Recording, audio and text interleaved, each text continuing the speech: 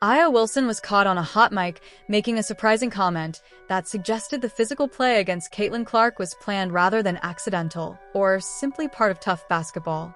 After hearing the clip, many of the shoulder bumps, elbows, and hard contact that were dismissed as normal defense seemed to take on a different meaning. The bigger question is no longer whether Wilson is jealous of Clark, but how far she is willing to go. In this video, you'll hear the moment for yourself and see the evidence behind why Wilson has played this way against Clark. What do you think is behind Aya Wilson's attitude toward Caitlin Clark? Share your opinion in the comments below. It happens all the time in the men's game. Right. It happens still a lot in your guys' game, but it was made such a big deal on that stage. What was your guys' take as pros? I was laughing. Every day. It's a part of the Shit game. happen every day, B. I was like, if we're overreacting at this, good lord. Crazy. Where's our game We going? say worse things to white boys playing basketball when we play. 100%. How do you explain a rivalry that seemed to begin before Caitlin Clark even entered the WNBA? Long before she signed with the Indiana Fever or played her first professional game, Aya Wilson was already making comments about her. While Clark was dominating college basketball at Iowa, Wilson often shifted the discussion to one topic: championships. She pointed out that Clark had never won a national title, presenting it as basketball analysis, but many people felt it questioned Clark's accomplishments and overlooked everything she had achieved on the court. Caitlin Clark, I'm sure you saw, just became the all-time scoring leader in women's college basketball. I'm curious, where would you rank her amongst all-time college players, in your opinion? Ooh, that's tough because you got to win one. I feel like that college is one of those spaces where you got to win one for them to even have your name in the conversation. And it took me 3 years to win mine, so it's hard. The situation became even more controversial because Caitlin Clark's time at Iowa wasn't just breaking TV ratings. It was also rewriting long-standing college basketball records. Her games attracted audiences larger than some NBA playoff matchups, and people who had never watched women's basketball started tuning in just to see her incredible long-range shooting. At the same time, Aya Wilson's championship success at South Carolina, while still a major achievement, received less attention from casual fans who were focused on Clark's rise.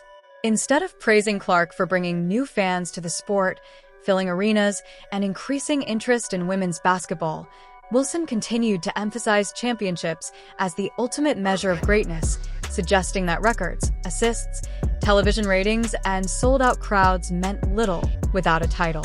The debate grew even bigger when Wilson was caught during the Final Four making comments that suggested Clark's popularity was connected to privilege. Us as black women, age reminds me a lot of you. Like, you say you're not really about me. And she knows how her privilege has gotten her to that point. And also, like, she's good at basketball, obviously. Like, she understands her privilege and like, pushes her over the top, in a sense. It reminds me a lot of you. And I mean, that's a compliment. This isn't surprising, since she already said Caitlin Clark was only popular because she's white. First of all, why are you immediately looking at someone based on their race or level of privilege? Why not look at someone's skill set or their character? Wilson's comment suggested that Caitlin Clark's popularity came from who she is rather than her talent, not because of her deep three-pointers, incredible passing, or impact on the court. The remark quickly sparked backlash because many players around the league, including black players who could have supported Wilson's view if they believed it was about race, publicly said Clark's success was earned through her performance. Angel Reese and others acknowledged that Clark's game deserved the attention. Fans weren't watching because of a marketing campaign. They were watching because Clark was doing things on the court that had rarely been seen before. The numbers supported that reputation as she ran an offense with remarkable skill, piled up assists that impressed even NBA players, consistently made deep shots from well beyond the arc, and helped elevate the performance of her teammates. Their improved statistics reflected her ability to create opportunities, showing that her success was built on production, not privilege. Even after all of that, Wilson continued bringing every discussion back to championships, repeating the same argument again and again, as if it was the only way to challenge Clark's growing success. Looking back, many people see those comments as more than a single opinion from a competitor. They view them as the beginning of a pattern in which Wilson regularly looked for reasons to downplay Clark's achievements by focusing on one statistic or another. When Clark entered the WNBA and major endorsement deals followed, the conversation became even more intense.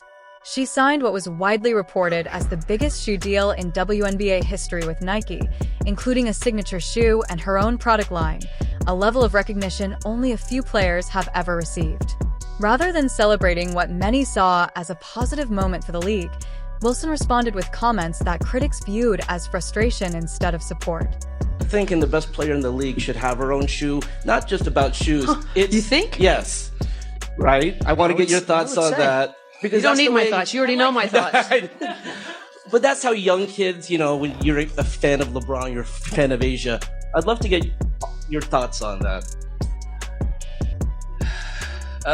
She needs her own shoe. Let me answer that. She is the two-time MVP. I'll toot her horn because she won't. Olympic gold medalist, best defensive player, 2 years running. Her team, stop. As the attention around Clark continued to grow, Wilson argued that she had been overlooked, even though reports at the time indicated she already had her own signature shoe deal with Nike in progress. Critics felt her comments shifted the focus away from Clark's historic rookie season, which exceeded nearly everyone's expectations.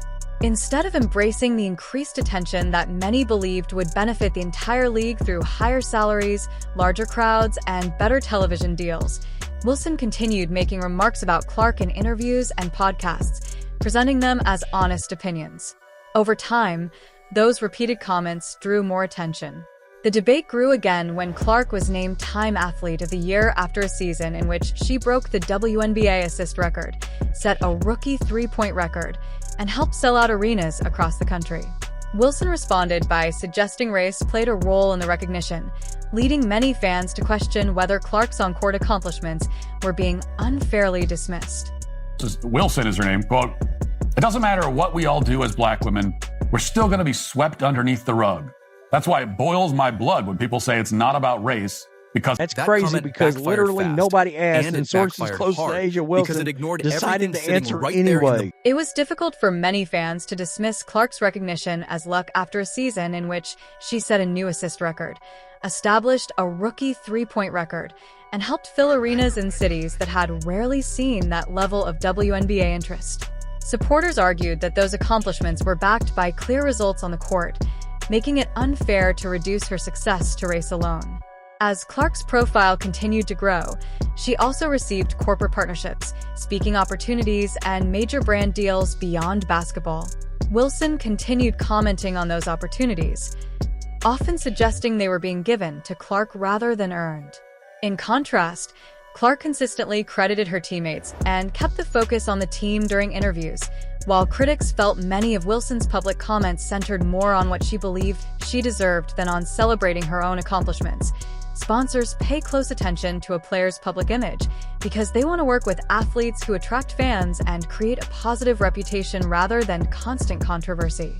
As Clark's popularity grew, she built a brand that many people enjoyed supporting, while Wilson faced increasing criticism over comments she made in interviews. According to critics, those repeated remarks shaped a public image that eventually caught up with her. They argue that the same pattern of criticism and frustration seen in earlier interviews is reflected in the hot mic clip that has drawn so much attention. In the recording, Wilson was speaking casually during a podcast in what appeared to be a relaxed conversation rather than a formal press conference or media interview. Because the atmosphere was informal, she seemed more comfortable and spoke as though she didn't expect her comments to receive widespread attention. All NBA players go harder on white boys on the court. That's just how it's always. Like even Larry Bird. Larry Bird got guarded by a white guy. He was like, "Y'all don't have any brothers?" Yeah, that's what Larry Bird said. He felt disrespected. Yeah, he felt disrespected. I feel like that's like the unwritten Hooper rule. During the podcast, Wilson spoke about how her team prepares to face Caitlin Clark, and her comments went beyond discussing defensive matchups or game plans. She suggested that the team intentionally plays a more physical style against Clark from the very start of the game. Critics argue that this sounded less like normal basketball strategy and more like a deliberate effort focused on one player. While trash talk and physical play are common in professional basketball, many fans felt these comments were different because they appeared to support concerns that Clark has been singled out for hard fouls, extra contact, and aggressive plays over the past 2 seasons. Supporters have long described it as targeted treatment, while the league has generally characterized it as part of the physical nature of the game. All the time in the men's game. Right. It happens still a lot in your guys' game, but it was made such a big deal on that stage. What was your guys' take as pros? I was laughing. Every day. It's a part of the game. Shit happen every day. I was like, if we're overreacting at this, good lord. Crazy. Where's our game We going? say worse things to white boys playing basketball when we play. 100%. At first, many people found the comments surprising because they did not expect a star player and respected league leader to appear to admit to intentionally focusing on another player in that way. In a formal press conference, remarks like these might be explained, clarified, or presented as competitive intensity, but a hot mic captures exactly what is said in the moment. Critics argue that when these comments are viewed alongside Wilson's previous remarks about Clark, including discussions about championships, privilege, race, endorsement deals, and speaking opportunities, they appear to fit a larger pattern rather than being an isolated statement. For those who share that view, the hot mic recording became the moment they believed those repeated criticisms were expressed more openly than ever before. Clark at number 6. So there you have it. She finished number 6. There is not another women's basketball player on this list. So when y'all try to have these nonsense conversations about who's the face of women's basketball, I mean, come on. It's not rocket science. This is not hard to figure out. Caitlin Clark is the face of female of the WNBA clearly, but Caitlin Clark's damn near the face of basketball, period, male and female. As the clip spread online, several players and analysts quickly reacted, saying they believed it sounded like a genuine admission rather than a joke or a simple mistake taken out of context. Some league analysts argued that comments like those are not usually made by accident and suggested they reflected an attitude that had existed for some time. For many fans, the recording appeared to confirm concerns they had raised over the past 2 seasons about the way Clark had been defended, changing the conversation from speculation to what they believed was stronger evidence. While debate over the clip continued, attention also shifted to Nike, whose business decisions became part of the discussion as people looked to see how the company would respond and what those choices might signal. Here it says, in Sportico's year-end list of highest paid female athletes of 2025, Clark ranked 6th overall, earning a combined $16.1 million in 2025 from salary, winnings, and endorsements. It represents a $5 million increase from 2024 when she placed number 10 with 11.1. So we up 5 M's in an injury-riddled season. This is legit, man. Am I surprised? No. I mean, it's the GOAT. It's the GOAT. I'm not surprised at all. Shoppers walking into stores found Aya Wilson's signature shoes marked down and placed in clearance sections only months after their release, with some pairs remaining on shelves instead of selling out.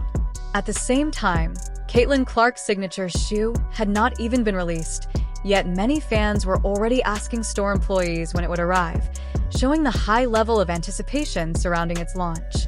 Had the reaction at the time, the delayed not denied post from A'ja Wilson, and then Asia's shoe comes out and so on and so forth, and that was a big rollout, and there was speculation that Nike was worried about stepping on toes or offending anybody by launching CeCe's shoe ahead of everybody else, even though she got the big deal and is the most popular and all that, but it's coming. Right now, Nike's marketing efforts are heavily focused on Caitlin Clark, with her image appearing across social media, commercials, and billboards as the company builds excitement for her upcoming signature shoe.